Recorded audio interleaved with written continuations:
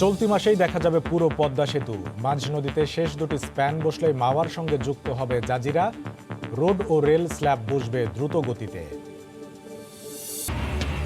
যে কোনো দিন ভেঙে ফেলা হবে নদী দখল করে গড়ে ওঠা এমপি আসলামের পাওয়ার প্ল্যান্ট ও ইকোনমিক জোন।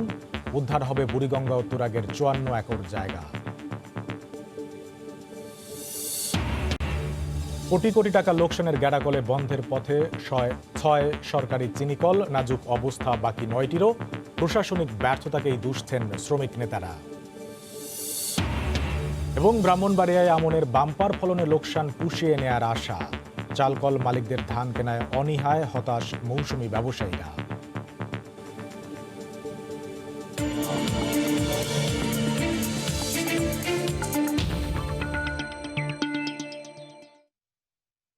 আমন্ত্রণ জানাচ্ছি দেশ ও দেশের বাইরের অর্থ বাণিজ্যের নানা খবর নিয়ে আমাদের নিয়মিত আয়োজনে সময়ের বাণিজ্যে আপনাদের সঙ্গে আছি আমি কামরুল হাসান সবুজ। প্রতি মাসের ১ তারিখে আমরা পদ্মা সেতু নিয়ে ধারাবাহিক রিপোর্ট প্রচার করে থাকি। আজ থাকছে সবশেষ দুটি স্প্যান বসানোর কাজের অগ্রগতির খবর।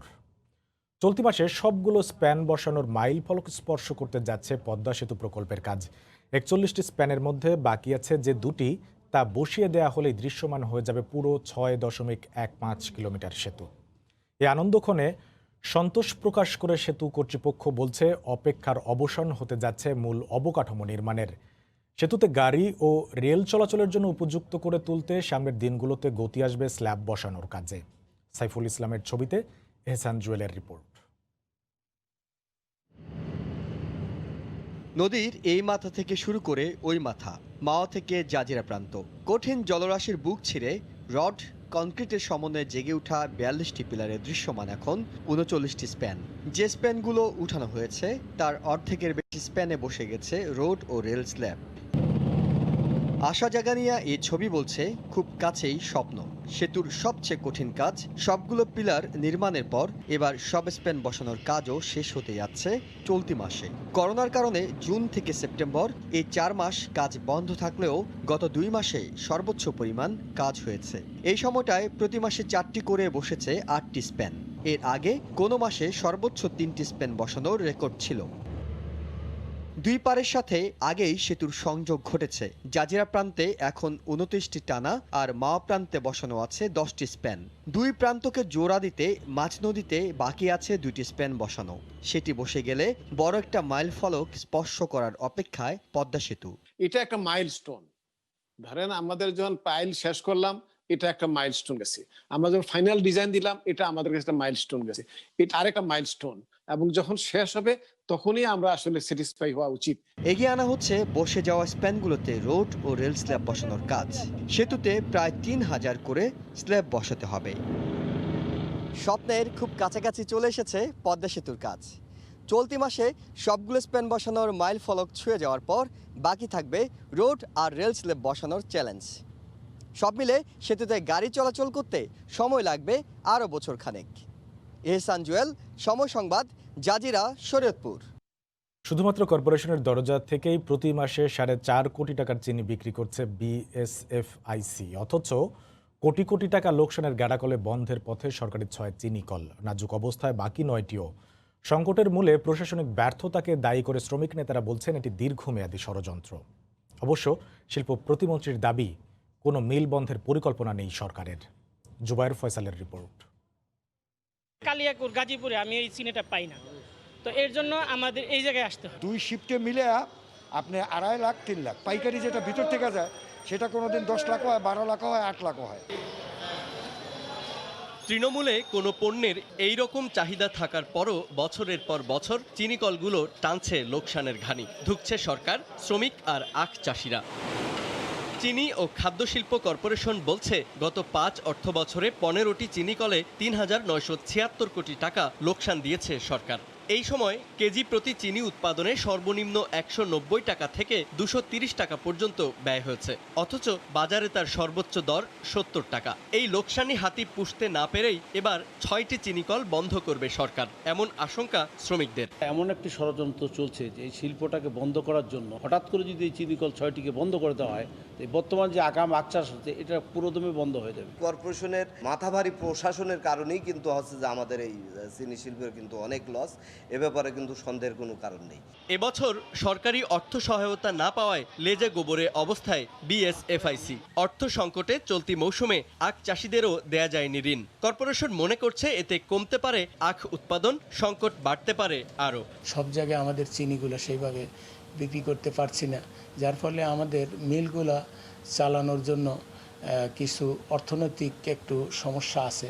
যদিও শিল্প প্রতিমন্ত্রীর দাবি বন্ধ করা হচ্ছে না কোনো চিনিকল। আমি যতটুকু জানি বন্ধ হচ্ছে না। বাংলাদেশের 15টা সুগার মিলের দরকার হয় না। বাংলাদেশের চিনির যা চাহিদা 4-5টা সুগার মিলেই যথেষ্ট।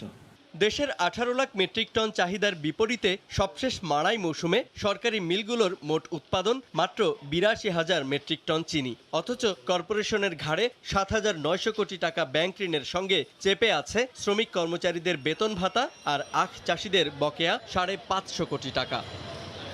জুবাইর ফয়সাল, সময় সংবাদ, ঢাকা। এ বিষয়ে বিস্তারিত জানাতে গাইবান্ধার মহিমাগঞ্জে রংপুর চিনিকল থেকে সরাসরি যুক্ত হচ্ছেন সহকর্মী হেদায়েতুল ইসলাম বাবু। সরাসরি চলে যাচ্ছি তার কাছে। বাবু। সবুজ, আপনাকে ধন্যবাদ। আমরা এই মুহূর্তে অবস্থান করছি উত্তরের জনপদ গাইবান্ধার একমাত্র ভারী শিল্প প্রতিষ্ঠান যেটি রংপুর চিনিকল, সেই রংপুর চিনিকলে অবস্থান করছে। আপনাকে যদি বলি যে এই চিনিকলটি এই অঞ্চলের হাজার হাজার মানুষের রুটি রুজির একমাত্র ভরসার জায়গা, কিন্তু সেই চিনিকলটি লোকসান সহ নানা কারণে অনেকটা এই চিনিকলটি কিন্তু মুখ থুবড়ে পড়ার দশা হয়ে দাঁড়িয়েছে। কারণ আপনাকে যদি বলি যে আপনার সেই 1954 সালে এই মিলটি কিন্তু স্থাপন করা হয় গাইবান্ধার গোবিন্দগঞ্জের মহিমাগঞ্জে, এবং 1955-56 সাল থেকে 57 যে আপনার মারাই মৌসুম, সেই মৌসুমের মধ্য দিয়ে এটির কার্যক্রম শুরু হয়। 2000 একর প্রায় জমি নিয়ে এই রংপুর চিনিকলের যাত্রা শুরু হয়।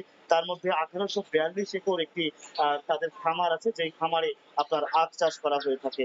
আর আপনাকে বলি যে এই মিলে আপনার শ্রমিক, কর্মচারী, কর্মকর্তা মিলে আপনার 781 জন মানুষ যারা এই মিলটির উপরে নির্ভরশীল। এছাড়াও 15,000-এর মতো আখ চাষি আছে যারা এই মিলের উপর নির্ভর করে, আখ চাষের উপর নির্ভর করে তাদের জীবন জীবিকা, সংসার প্রতিপালন হয়ে থাকে। কিন্তু এই মিলটি আপনার চালুর পর থেকে এখন পর্যন্ত মাত্র একবার তারা আয়ের মুখ দেখেছিল, কিন্তু তারপর প্রতি বছরই তারা লোকসান করছে। এখন পর্যন্ত আমরা যতটুকু জেনেছি যে 474 কোটি টাকা লোকসান হয়েছে এই মিলের।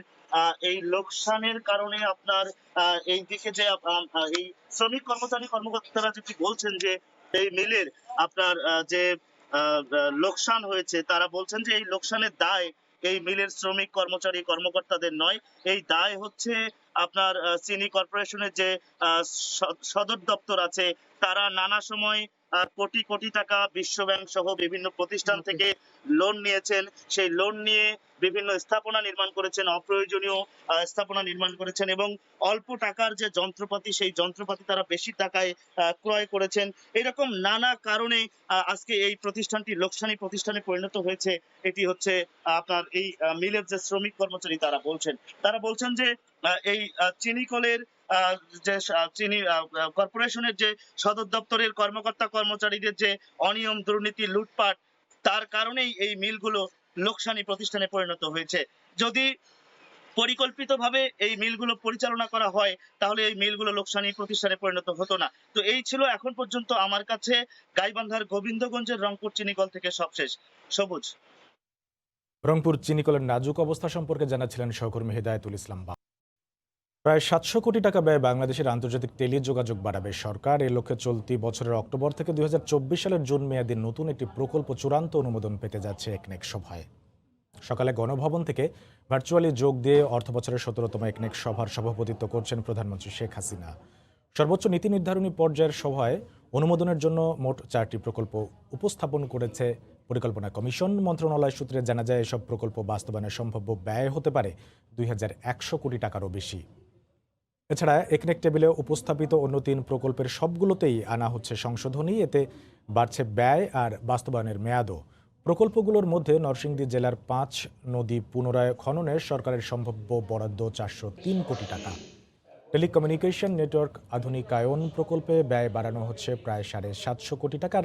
স্থানীয় সরকারের MGSP প্রজেক্টে ব্যয় বাড়ছে 350 কোটি টাকার বেশি। সভার শেষে অনুমোদিত প্রকল্প আর অর্থায়ন প্রক্রিয়া নিয়ে সংবাদ সম্মেলন করার কথা রয়েছে পরিকল্পনা কমিশনের সাধারণ অর্থনীতি বিভাগের সদস্য ও সিনিয়র সচিব ডক্টর শামসুল আলমের। নদী দখল করা মাইশা পাওয়ার প্ল্যান্ট ও আরিশাইলেও ইকোনমিক জোন উচ্ছেদে কোনো আইনি বাধ্যবাধকতা নেই বলে জানিয়েছে নদী কমিশন। বিআইডব্লিউটিএ দেরি করলে যে কোনো দিন কমিশনই সংশ্লিষ্ট সংস্থাগুলোকে নিয়ে উচ্ছেদে যাবে। এদিকে যৌথ জরিপ করে নদী দখল নিয়ে প্রতিবেদন প্রকাশ করায় নদী কমিশন, নৌ মন্ত্রণালয় ও বিআইডব্লিউটিএ সহ কয়েকটি সরকারি সংস্থা নিয়ে এমপি আসলামুলের বক্তব্য অনাকাঙ্ক্ষিত ও রাষ্ট্রবিরোধী বলে আখ্যায়িত করেছেন নদী কমিশনের চেয়ারম্যান। মাহমুদ রাকিবের রিপোর্ট। এবছরের ৩রা ও ৪ঠা মার্চ তুরাগ ও বুড়িগঙ্গা দখল করে গড়ে তোলা মাইশা পাওয়ার প্ল্যান্ট ও আরিশা ইকোনমিক জোনের অবৈধ অংশে উচ্ছেদ চালাতে গেলে যৌথ জরিপের দাবি তুলে তাতে বাধা দেন প্রতিষ্ঠান দুটির মালিক এমপি আসলাম। বিআইডব্লিউটিকে অবহিত করছি যে তোমার যদি কোনো নদী থাকে তুমি ভাই আমারে চিহ্নিত করে দিয়ে যাও। তার দাবি অনুযায়ী সংশ্লিষ্ট ৮টি প্রতিষ্ঠানকে সঙ্গে নিয়ে সরেজমিন পরিদর্শন ও দফায় দফায় সব পক্ষকে সাথে নিয়ে যৌথ জরিপ করে নদী কমিশন প্রতিবেদনে জানায় মাইশা পাওয়ার প্ল্যান্ট ও আরিশা ইকোনমিক জোন নদীর ৫৪ একর জায়গা দখল করে রেখেছে। তবে এমপি আসলাম সংস্থাগুলোকে প্রতিপক্ষ আখ্যায়িত করে এবারও প্রতিবেদন প্রত্যাখ্যান করেন। পাশাপাশি সংবাদ সম্মেলনে বিআইডব্লিউটিএ, নৌ মন্ত্রণালয় ও নদী কমিশনকে নিয়ে বিষোদ্গার করেন। জাতীয় নদী কমিশন কেন প্রতিপক্ষ? এটি আপনার বেতন ভাতা আসে নৌ মন্ত্রণালয় থেকে। সরকারি সংস্থা নিয়ে একজন এমপির এমন মন্তব্যকে দুঃখজনক ও অনাকাঙ্ক্ষিত হিসেবে দেখছেন সংশ্লিষ্ট সংস্থাগুলো। এটা তো প্রমাণিত সত্য। দখল করার পরও যে আচরণ তিনি করছেন, এই আচরণ তো আমি মনে করি যে এটি সংযত হওয়া উচিত। রাষ্ট্রবিরোধী তো বটেই, এই ধরনের আচরণ ব্যক্তিত্বের বহিঃপ্রকাশ। এটি নিয়ে ব্যক্তিগত আক্রমণ, প্রতিষ্ঠানকে আক্রমণ, প্রতিষ্ঠান সম্পর্কে কথা বলা, এইটা পদের অপব্যবহার। আমাদের আইনেই বলে দেওয়া আছে গভর্নমেন্ট আমাদের অর্থায়ন করবে, সেই অর্থায়নটা নৌ পরিবহন মন্ত্রণালয়ের মাধ্যমে আসে। বিআইডব্লিউটিএ কারো প্রতিপক্ষ নয়, আমাদের দায়িত্ব দেওয়া আছে সরকার থেকে এবং আমাদের আইন অনুযায়ী আমাদের যে দায়িত্বগুলো আছে তা আমাদের পালন করতেই হবে। বিএডব্লিউটিএ উচ্ছেদের আগে আদালতের বিষয়গুলো আরও যাচাই করার কথা বললেও নদী কমিশন বলছে তার কোনো প্রয়োজন নেই। মাইশা পাওয়ার প্ল্যান্ট ও আরিশা ইকোনমিক জোন উচ্ছেদের ক্ষেত্রে আইনগত কোনো বাধা নেই। টিল নাও আদালতের বা কোনোভাবে কোনো প্রক্রিয়ায় বা সরকারের তরফ থেকেও এইটি নিয়ে কোনো বাধা নেই। উচ্ছেদ অভিযানে তারা যেতে পারেন। সবগুলো বিষয় যখন নিষ্পত্তি হয়ে যাবে আমার মনে হয় তারপরেই আমাদের যাওয়া ভালো হবে, কারণ আইনগতভাবে আমরা কোনো বাধ্যবাধকতার মাঝে যে এই উচ্ছেদ অভিযানটা পরিচালনা করতে চাচ্ছি না। বিএডব্লিউটি যদি বলে যারা উচ্ছেদ করতে পারছেন না, জাতীয় নদীরক্ষা কমিশনও উচ্ছেদে যেতে পারে। তুরাগের মিরপুর অংশ এমপি আসলামের বিরুদ্ধে নদী দখলের অভিযোগ রয়েছে। মাহমুদ রাকিব, সময় সংবাদ, ঢাকা। চলতি মৌসুমে ব্রাহ্মণবাড়িয়ায় আমন ধানের বাম্পার ফলন হয়েছে। ফলন ভালো হওয়ার পাশাপাশি ধানের ভালো দাম পেয়ে খুশি কৃষকেরা। এদিকে ধানের উচ্চমূল্যের কারণে ধান ক্রয়ে আগ্রহ দেখাচ্ছে না চালকল মালিকরা। এতে দেশের পূর্বাঞ্চলের বৃহৎ ধান চালের বাজারে এসে অনেকটাই হতাশ মৌসুমি পাইকাররা।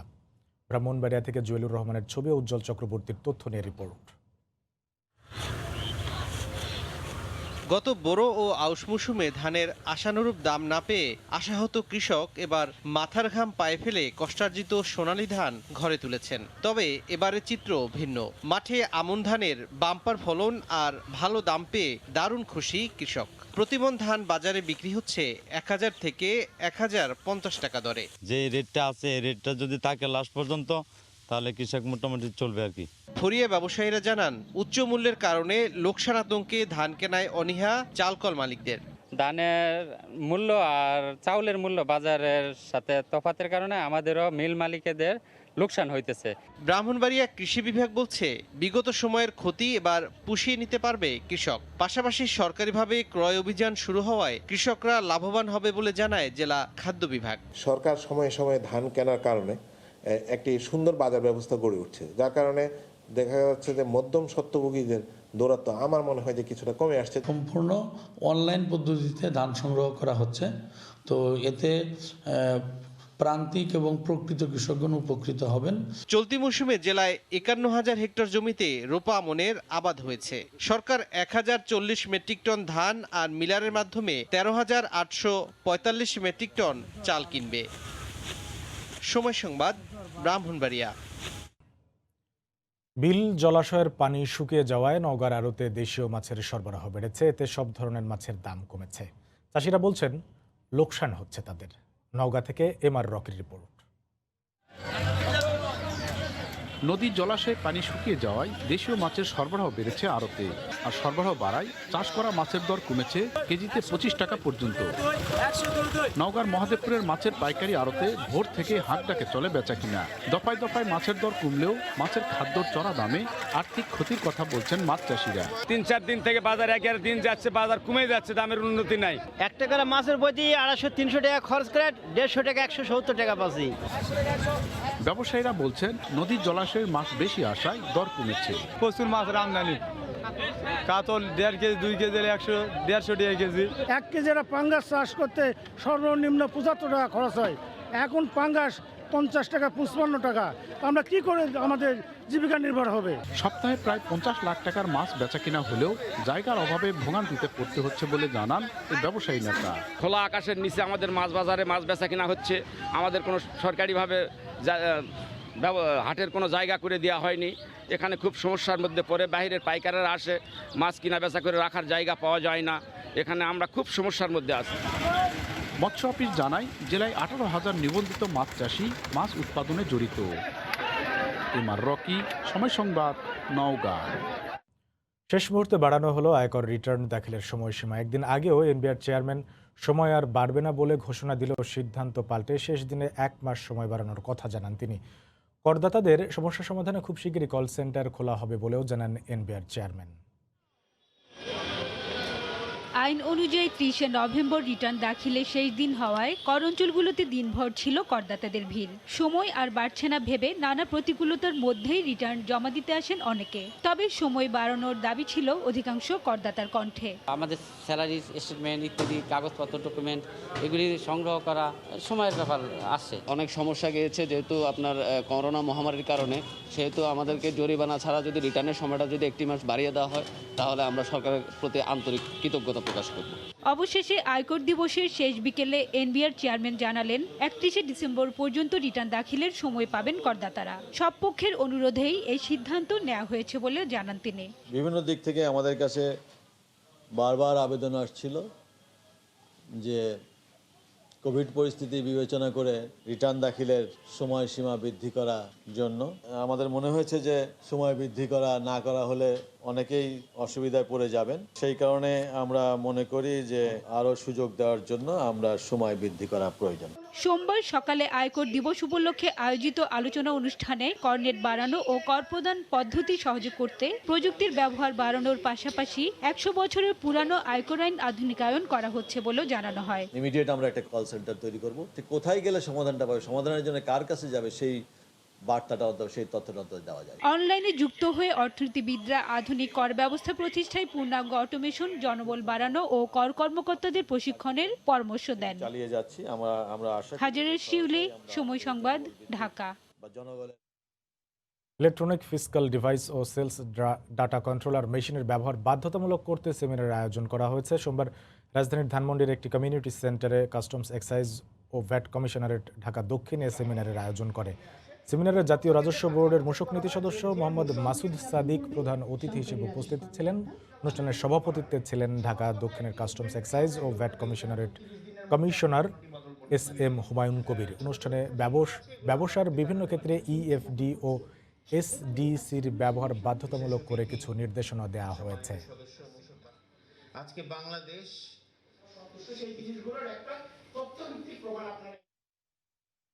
ভিডিও কন্টেন্ট তৈরির অভিনব এক প্রতিযোগিতা শুরু করলো ওয়ালটন রেফ্রিজারেটর। আনুষ্ঠানিকভাবে প্রতিষ্ঠানটি যার নাম দিয়েছে স্মার্ট ফ্রিজ স্মার্ট মেকার। ঘরে বসে ওয়ালটন ফ্রিজ নিয়ে প্রমোশনাল ভিডিও তৈরি করে অনলাইনে জমা দিয়ে এই প্রতিযোগিতায় অংশ নিতে পারবেন অংশগ্রহণকারীরা, যেখানে পুরস্কার হিসেবে সর্বোচ্চ 1 লাখ টাকা প্রদানের ঘোষণা দিয়েছে ওয়ালটন। সোমবার রাজধানীর বসুন্ধরায় ওয়ালটন কর্পোরেট অফিসে উদ্বোধন করা হয় প্রতিযোগিতাটির। এতে উপস্থিত ছিলেন জাতীয় চলচ্চিত্র পুরস্কার জয়ী নির্মাতা নার্গিস আক্তার, ওয়ালটন হাইটেক ইন্ডাস্ট্রিজ লিমিটেডের deputy managing director Nazrul Islam সরকার, নির্বাহী পরিচালক উদয় হাকিম সহ প্রতিষ্ঠানটির শীর্ষ কর্মকর্তারা। তৃতীয় প্রজন্মের নতুন ডিজিটাল প্ল্যাটফর্ম সেলফিন অ্যাপ চালু করল ইসলামী ব্যাংক বাংলাদেশ লিমিটেড। সোমবার সকালে ইসলামী ব্যাংক টাওয়ারে অ্যাপটি উদ্বোধন করেন ব্যাংকের চেয়ারম্যান অধ্যাপক Mohammad Nazmul Hasan. Banking and beyond এই স্লোগানে নতুন এই অ্যাপে ব্যাংকিং সহ অন্যান্য সকল আর্থিক সেবা অন্তর্ভুক্ত করেছে বেসরকারি বাণিজ্যিক ব্যাংকটি। অনুষ্ঠানে জানানো হয় তাৎক্ষণিক ভিসা কার্ড ইস্যু, ব্রাঞ্চ ছাড়াই EKYC ভিত্তিক ব্যাংক অ্যাকাউন্ট খোলা, EFT এবং NPSBর মাধ্যমে অন্য ব্যাংকে কিংবা কার্ডে সরাসরি টাকা পাঠানোর মতো সেবা মিলবে সেলফিন অ্যাপে। এছাড়াও অ্যাপের মাধ্যমে শিক্ষা প্রতিষ্ঠানের ফিস প্রদান ও গ্রহণ, কার্ড ছাড়াই ATM থেকে cash out, cash transfer, cash by কোডের মাধ্যমে ক্যাশ হিসাববিহীন ব্যক্তিকে টাকা পাঠানোর মতো সুবিধাও পাবেন গ্রাহকরা। ব্যাংক কর্তৃপক্ষ জানিয়েছে যে কোনো বাংলাদেশি নাগরিক জাতীয় পরিচয়পত্র দিয়ে স্মার্টফোনের মাধ্যমে তাৎক্ষণিক সেলফিন অ্যাকাউন্ট খুলতে পারবেন।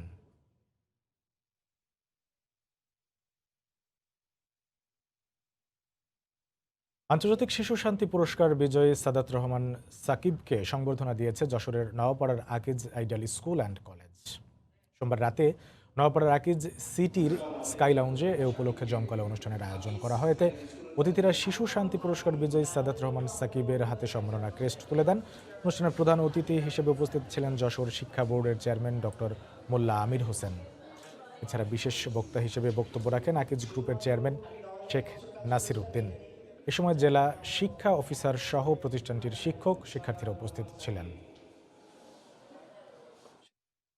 চীন আসিয়ান ব্যবসা ও বিনিয়োগ সম্মেলন উভয় পক্ষের অর্থনৈতিক সম্পর্ক উন্নয়নে এক নতুন দিগন্তের সূচনা বলে মনে করেন বিশ্লেষকরা। চীন বলছে গেল 17 বছরের নিরবচ্ছিন্ন প্রচেষ্টার ফলে আসিয়ান দেশগুলোর সঙ্গে তাদের সহযোগিতার যে নজির স্থাপিত হয়েছে তা এই অঞ্চলের ভবিষ্যতের জন্য মাইল ফলক। অনলাইন ও অফলাইনে অংশগ্রহণের সুযোগ, কোভিড মোকাবেলা করে ডিজিটাল সিল্ক রোড নির্মাণের পথকে উন্মুক্ত করছে, যা আসিয়ান দেশগুলোর সঙ্গে চীনের টেকসই বাণিজ্যের ভিত্তিকে আরও মজবুত করবে বলেও মনে করেন সংশ্লিষ্টরা। চীনের দক্ষিণাঞ্চলের গুয়াংশি ঝুয়াং অঞ্চলের রাজধানী নানিংয়ে চলছে 17তম চীন আসিয়ান প্রদর্শনী এবং ব্যবসা বিনিয়োগ সম্মেলন। 4 দিনব্যাপী এ সম্মেলনের অন্যতম লক্ষ্য চীনের নেতৃত্বে আসিয়ান ও প্যাসিফিক অঞ্চলের দেশগুলোকে নিয়ে গঠিত অনলাইন বাণিজ্য ও বিনিয়োগ জোরদার করা। বেল্ট অ্যান্ড রোড নির্মাণের মধ্য দিয়ে ডিজিটাল অর্থনৈতিক সহযোগিতা জোরদারকরণ, এই স্লোগানে এবার বাণিজ্য, ডিজিটাল অর্থনীতি, বিজ্ঞান ও প্রযুক্তি, স্বাস্থ্যসহ অন্যান্য ক্ষেত্রে আসিয়ান দেশগুলোর সঙ্গে সম্পর্ক জোরদারের উদ্যোগ নিয়েছে চীন। সম্মেলনের উদ্বোধনী ভাষণে সম্পর্ক উন্নয়নে 4 দফা প্রস্তাবনাও তুলে ধরেন চীনা প্রেসিডেন্ট। আমরা প্রতিবেশী দেশগুলোর মধ্যে পরিবেশ বান্ধব বিদ্যুৎ সুবিধা নিশ্চিত করতে উচ্চ ক্ষমতা সম্পন্ন সংযোগ নির্মাণের ব্যাপারে জোর দিচ্ছি।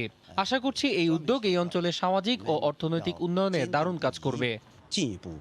2004 সাল থেকেই বার্ষিক প্রদর্শনীর মতো প্ল্যাটফর্মের মাধ্যমে আসিয়ান দেশগুলোর সঙ্গে সম্পর্ক উন্নয়নের চেষ্টা করে যাচ্ছে চীন। চীন ও আসিয়ান দেশগুলোর মধ্যে বহুমাত্রিক যোগাযোগ জোট গঠনের উদ্যোগ নিয়েছি। এর আওতায় নতুন আন্তর্জাতিক সড়ক ও সমুদ্র পথে বাণিজ্য করিডোর গড়ে তোলা হবে, গতিশীল করা হবে এ করিডোরের নির্মাণ কাজ। চলতি বছরের প্রথম 10 মাসে চীন ও আসিয়ান দেশগুলোর মধ্যে বাণিজ্যের পরিমাণ 571 বিলিয়ন মার্কিন ডলারে পৌঁছেছে, যা গেল বছরের একই সময়ের তুলনায় 15% বেশি। চীন ও আসিয়ান দেশগুলোকে আরো কাছাকাছি নিয়ে আসতে প্রেসিডেন্ট শি জিনপিং যে 4 দফা প্রস্তাবনা দিয়েছে তা আঞ্চলিক সহযোগিতা ও অভিন্ন উন্নয়নকে আরো ত্বরান্বিত করবে। অনলাইন প্রদর্শনীতে অংশ নেওয়ার মধ্য দিয়ে কোভিড মোকাবেলা করে অর্থনীতিকে এগিয়ে নিয়ে যাওয়ার পথ খুলেছে। এই উদ্যোগকে ডিজিটাল সিল্ক রোড নির্মাণে অগ্রগতি উল্লেখ করে সামনের দিনগুলোতে দুই পক্ষের সম্পর্ক টেকসই ভিত্তি পাবে বলে মনে করেন তারা। সাজিদ রাজু, সময় সংবাদ। আবারও জানিয়ে দিচ্ছে এ সময়ের বাণিজ্যের শিরোনামগুলো। চলতি মাসেই দেখা যাবে পুরো পদ্মা সেতু। মাঝি নদীতে শেষ দুটি স্প্যান বসলেই মাওয়ার সঙ্গে যুক্ত হবে জাজিরা। রোড ও রেল স্ল্যাব বসবে দ্রুত গতিতে। এবং কোটি কোটি টাকা লোকসানের গ্যাড়াকলে বন্ধের পথে 6 সরকারি চিনিকল। নাজুক অবস্থা বাকি 9টিরও। প্রশাসনিক ব্যর্থতাকেই দুষছেন শ্রমিক নেতারা। এই ছিল এ সময়ের বাণিজ্যে। সঙ্গে থাকুন সময়ের।